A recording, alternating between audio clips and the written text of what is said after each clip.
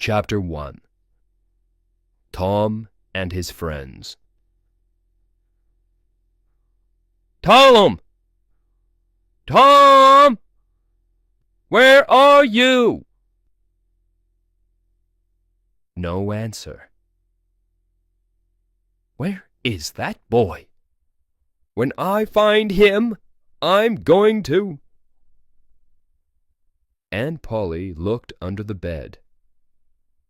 Then she opened the door and looked out into the garden. Tom! She heard something behind her. A small boy ran past, but Aunt Polly put out her hand and stopped him. Ah, there you are! And what's that in your pocket? Nothing, Aunt Polly. Nothing? It's an apple! I can see it! Now listen, Tom. Those apples are not for you. And I... Oh, Aunt Polly! Quick! Look behind you! So Aunt Polly looked, and Tom was out of the house in a second. She laughed quietly. Oh, I never learn. I love that Tom, my dead sister's child. But he isn't an easy boy for an old lady. Well, it's Saturday tomorrow, and there's no school. But it isn't going to be a holiday for Tom. Oh, no. He's going to work tomorrow. Saturday was a beautiful day. It was summer, and the sun was hot, and there were flowers in all the gardens. It was a day for everybody to be happy. Tom came out of his house with a brush and a big pot of white paint in his hand.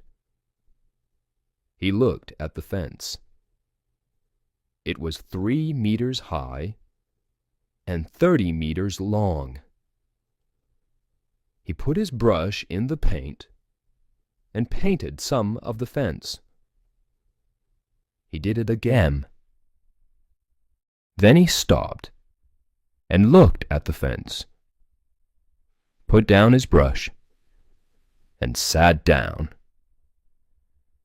There were hours of work in front of him, and he was the unhappiest boy in the village. After 10 minutes, Tom had an idea. A wonderful idea. He took up the brush again and began work. He saw his friend, Joe Harper, in the street, but he didn't look at him. Joe had an apple in his hand. He came up to Tom and looked at the fence. I am sorry, Tom. Tom said nothing. The paintbrush moved up and down. Working for your aunt, said Joe. I'm going down to the river. I'm sorry you can't come with me. Tom put down his brush. You call this work? He said. Painting a fence, said Joe. Of course it's work. Perhaps it is, and perhaps it isn't. But I like it, said Tom. I can go to the river any day. I can't paint a fence very often. Joe watched Tom for about 5 minutes. Tom painted very slowly and carefully. He often stopped, moved back from the fence, and looked at his work with a smile. Joe began to get very interested and said, "Tom, can I paint a little?" Tom thought for a second. "I'm sorry, Joe. You see, my aunt wants me to do it because I'm good at painting. My brother Sid wanted to paint too, but she said no." "Oh, please, Tom, just a little. I'm good at painting too." "Hey, do you want some of my apple?" "No, Joe, I can't." "Okay, you can have all my apple." Tom gave Joe the brush. He did not smile, but for the first time that day, he was a very happy boy. He sat down and ate Joe's apple. More friends came to laugh at Tom, but soon they all wanted to paint too. By the afternoon, Tom had 3 balls, an old knife, a cat with one eye, an old blue bottle, and a lot of other exciting things. He was the richest boy in St. Petersburg. And the fence, all 30 meters of it, was a beautiful white. He went back to the house. "Aunt Polly, can I go and play now?" Aunt Polly came out of the house to look. When she saw the beautiful white fence, she was very pleased. She took Tom into the house and gave him an apple. "Well, you can go and play, but don't come home late." Tom quickly took a second apple and ran off. On Monday morning, Tom didn't want to go to school, but Aunt Polly got him out of bed and then out of the house. In the street near the school, he met his friend Huckleberry Finn. Huck had no mother, and his father drank whiskey all the time.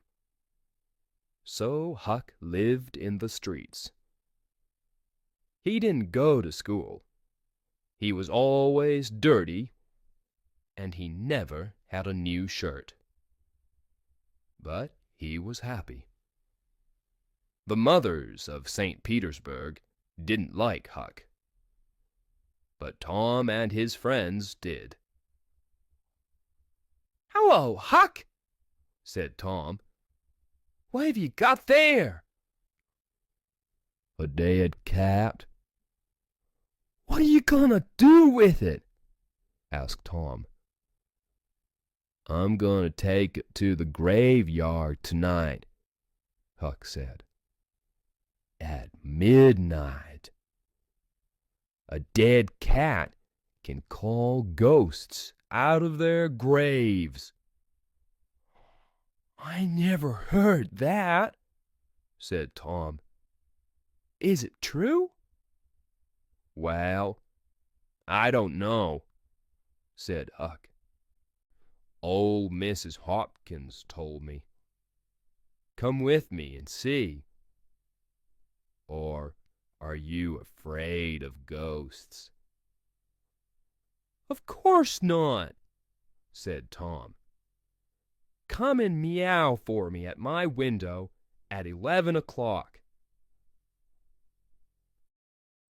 After this, Tom was late for school, and the teacher looked at him angrily.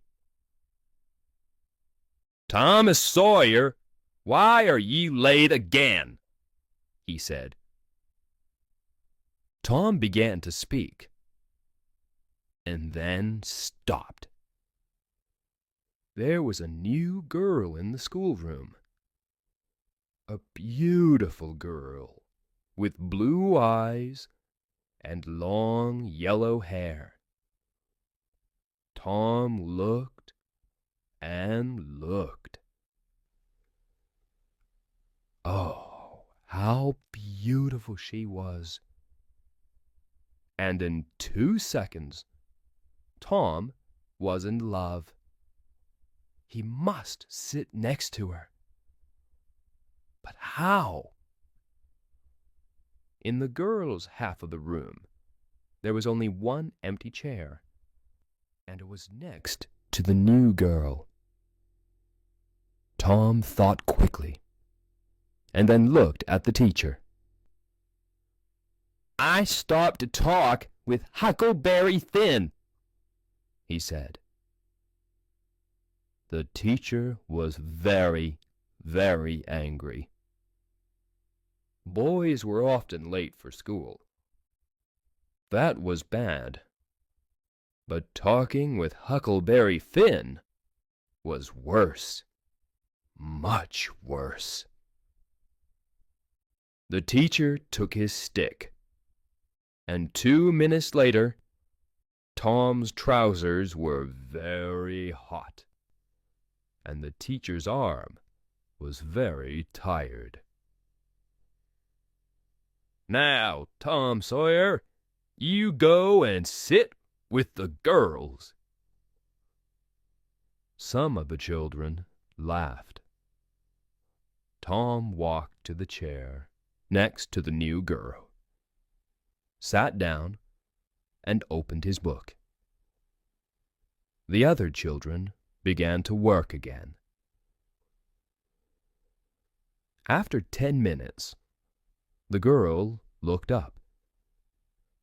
There was an apple on the table in front of her. She put it back on Tom's half of the table. A minute later, the apple was in front of her again. Now it stayed. Next, Tom drew a picture of a house and put it in front of her. "That's nice," the girl said. "Now draw a man." Tom drew a man next to the house. The man was taller than the house, and he had very big hands and very long legs. But the girl liked him. "Can you draw me now?" she asked. Tom drew a girl next to the man. "You draw beautifully. I can't draw pictures." "I can teach you," said Tom, "after school." "Oh, please." "What's your name?" Tom asked. "Becky. Becky Thatcher." Just then, Tom felt a hand on his head. It was the teacher. He took Tom by the ear and moved him back to his chair in the boys' half of the room.